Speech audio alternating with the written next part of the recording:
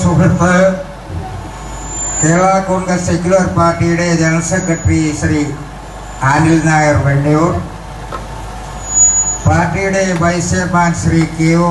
Oommen, Kerala Congress Secular പാർട്ടിയുടെ നേതാവ് ജില്ലാ പ്രസിഡന്റ് ശ്രീ എം.കെ. നായർ, പാർട്ടിയുടെ ഓർഗനൈസിംഗ് സെക്രട്ടറി ശ്രീ നേമം ശിവകുമാർ, മറ്റ് എത്തിച്ചേർന്നിട്ടുള്ള സ്നേഹിതരെ, സഹപ്രവർത്തകന്മാർ, ഈ വരുന്ന 9-ാം തീയതി നമ്മുടെ സംസ്ഥാനത്ത് നിയമസഭാ തെരഞ്ഞെടുപ്പിൽ ദേശീയ ജനാധിപത്യ സഖ്യത്തിൻ്റെ സാരഥി ശ്രീ രാജീവ് ചന്ദ്രശേഖറിന് താമര ചിഹ്നത്തിൽ വോട്ട് നൽകി വിജയിപ്പിക്കുന്നതിന് വേണ്ടിയിട്ടുള്ള ഒരു പ്രചരണ ജാഥ ആണ് ഇതുവഴി കടന്നു വന്നിരിക്കുന്നത്. വളരെയധികം വാദപ്രതിവാദ കോലാഹലങ്ങൾ സൃഷ്ടിക്കപ്പെട്ടുകൊണ്ട് കഴിഞ്ഞ 10 വർഷക്കാലം നമ്മുടെ സംസ്ഥാനത്ത് കമ്മ്യൂണിസ്റ്റുകാരായ കലാപകാരികൾ, ദേശവിരുദ്ധന്മാർ ഈ സംസ്ഥാനത്ത് ഭരണം നടത്തിക്കൊണ്ടിരിക്കുകയാണ്. ദേശീയ തലത്തിൽ ഏതാണ്ട് 57 കാലഘട്ടങ്ങളിൽ 1957 കാലഘട്ടങ്ങളിൽ രാജ്യത്ത് ആദ്യമായി കമ്മ്യൂണിസ്റ്റുകാർ ഭരണത്തിൽ വന്നു. ആ ഭരണത്തിൽ വന്ന സമയത്ത് ഈ നാട്ടിൽ എന്താ ഉണ്ടായത്? അവരുടെ സെൽഭരണം ആരംഭിച്ചു. കുറുവടി കയ്യിലെടുത്തു. ആ കുറുവടി കൊണ്ട് അവൻ ഈ നാട്ടിലെ ജനങ്ങളെ തല്ലാൻ തുടങ്ങി, തല തല്ലിപ്പൊളിക്കാൻ തുടങ്ങി. ജീവിക്കാൻ മാർഗമില്ലാത്തത് കൊണ്ട് ജനങ്ങൾ സമരത്തിനിറങ്ങി, അടിച്ചോടിച്ചു വിട്ടു. 57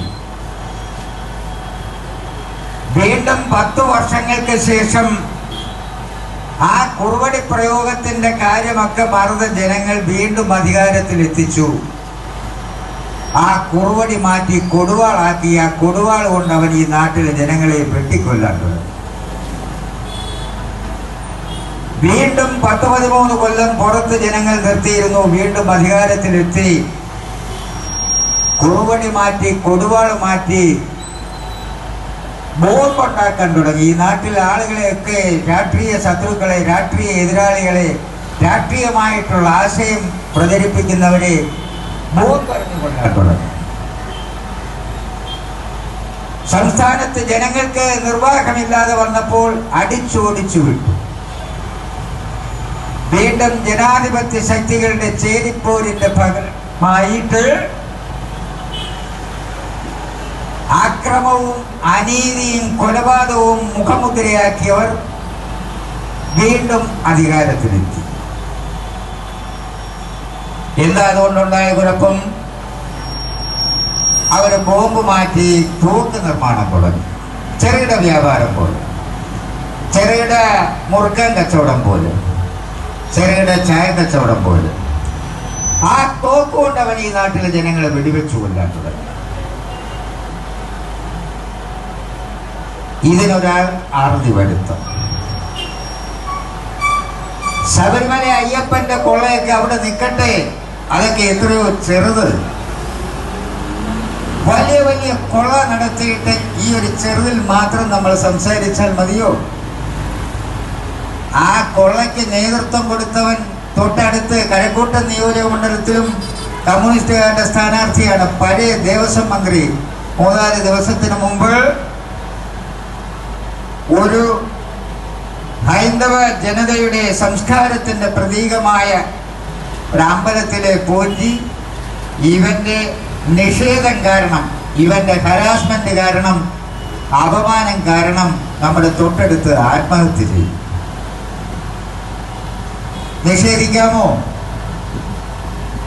ഈ നാട്ടിൽ എന്ത് വികസനം വന്നിട്ടുണ്ടോ ആ കാലഘട്ടങ്ങളിലൊക്കെ അതിനെതിർപ്പായി. കമ്പ്യൂട്ടർ ആരെങ്കിലും കേട്ടിട്ടുണ്ടോ? കമ്പ്യൂട്ടർ വെട്ടിക്കീറും.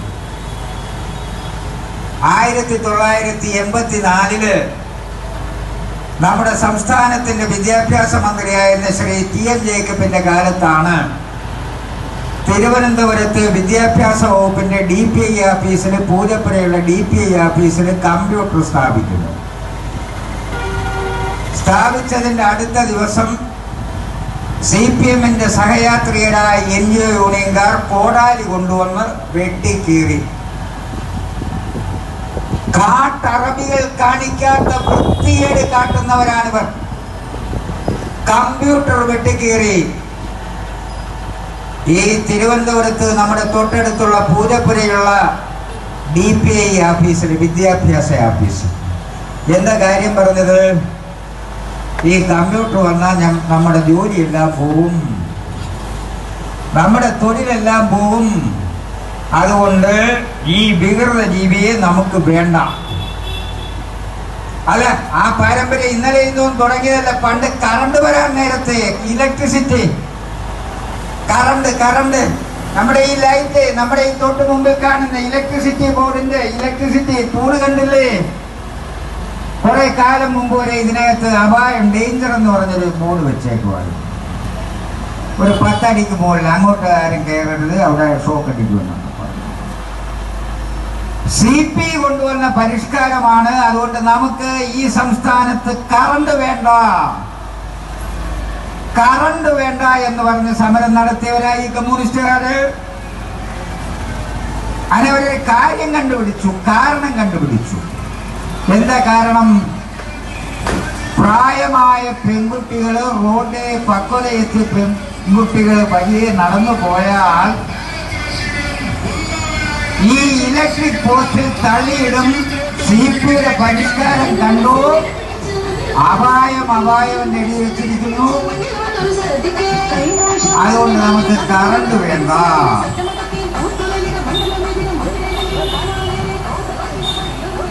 കാട്ടുമനുഷ്യർ പറയുമോ?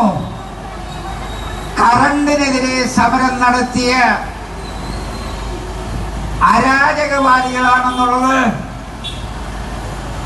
ട്രാക്ടർ വന്നപ്പോ ട്രാക്ടറിന്റെ മുമ്പിൽ കുത്തിയിരുന്നു. ട്രാക്ടർ വേണ്ട, മെക്കനൈസേഷൻ വേണ്ട. കൊച്ചി എയർപോർട്ട് വന്നപ്പോ പറഞ്ഞു ഞങ്ങളുടെ നെഞ്ചത്തൂടെ കയറി ഇറങ്ങണം എന്ന് പറഞ്ഞു. ഇത് തുടങ്ങണമെന്ന് തുടങ്ങി. ഈ സംസ്ഥാനത്തെ ഏത് വികസന പ്രവർത്തനം വരുമ്പോഴും അതിനെ തടയിടും,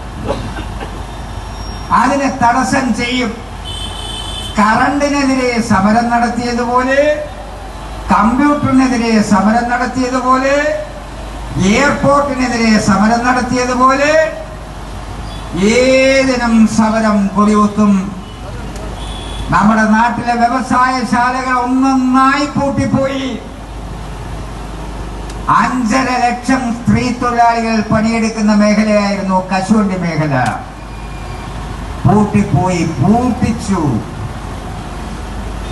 ഉടുതുണിക്ക് മറുതുണി ഇല്ലാതിരുന്ന CITUവിന്റെ നേതാക്കന്മാർ AC വീടുകളിലാണ് താമസിക്കുന്നത്. അല്ല, പറഞ്ഞിട്ട് കാര്യമുണ്ടോ?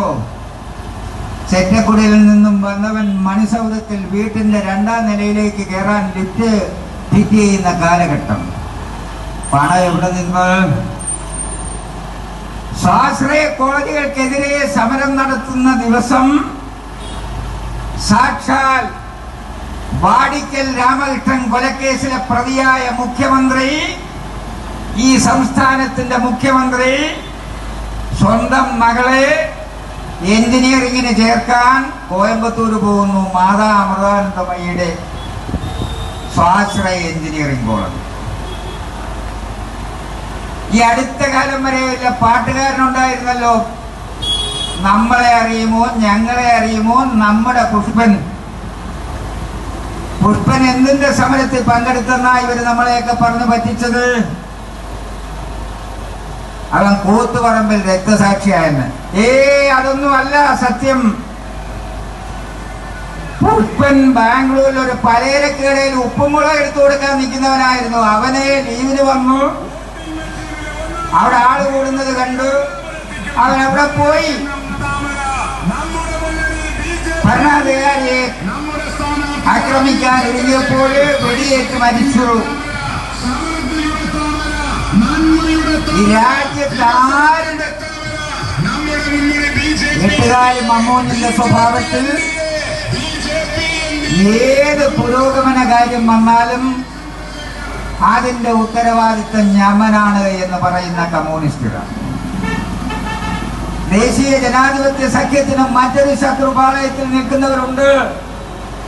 ഈ രാജ്യത്തിന്റെ അഖണ്ഡതയ്ക്ക് ചോദ്യം ചെയ്യുന്ന കോൺഗ്രസ് മുന്നണിക്ക് ഇന്ത്യയിലെ 27 സംസ്ഥാനങ്ങളിലും ഇവർ ഒറ്റക്കെട്ടാണ്. തമിഴ്നാട് മുതൽ ഭാരതത്തിന്റെ വടക്ക് കിഴക്കൻ ദേശങ്ങൾ വരെയുള്ള സംസ്ഥാനങ്ങൾ 27 സംസ്ഥാനങ്ങളിലും ഒരേ മുന്നണിയായി മത്സരിക്കുന്നവർ കേരള സംസ്ഥാനത്തിലെത്തുമ്പോൾ അവർ രണ്ടായി മത്സരിക്കുകയാണ്. അത് നമ്മളെ പറ്റിക്കാനാണ്. ഈ രാജ്യത്ത് ലോകത്തിൽ എവിടെയുമുള്ള ചരിത്രം പരിശോധിച്ചാൽ ഏതൊരു സംസ്കാരത്തെയും ഏതൊരാളിനെയും വരവേൽക്കുകയും അവരെ പൂർണ്ണ ഹൃദയത്തോടും നെഞ്ചേറ്റുന്ന ജനതയാണ് ഭാരതഭൂമിയിലുള്ളത്. 2000 വർഷങ്ങൾക്ക് മുമ്പ് ക്രിസ്തുവിന്റെ ശിഷ്യനായ സെന്റ് തോമസിനെ കിഴക്ക് നിന്നെത്തുമ്പോൾ ഈ ഭാരതഭൂമി വരവേറ്റ നാടാണ്.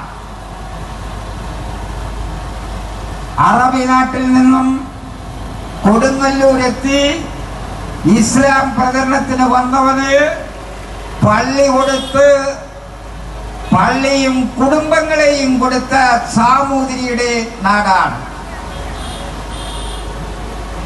ആ നാട്ടിലാണ് 1921 ആവർത്തിക്കും അവലും മലരും കരുതിക്കോ എന്ന് ഞങ്ങളുടെ നേരെ കൈ ചൂണ്ടിക്കൊണ്ട് സെന്റ് തോമസിന്റെ പാരമ്പര്യം പേർന്ന ഞങ്ങൾക്ക് നേരെ കൈ ചൂണ്ടിക്കൊണ്ട് പോപ്പുലർ ഫ്രണ്ടിന്റെ ഭീകരന്മാർ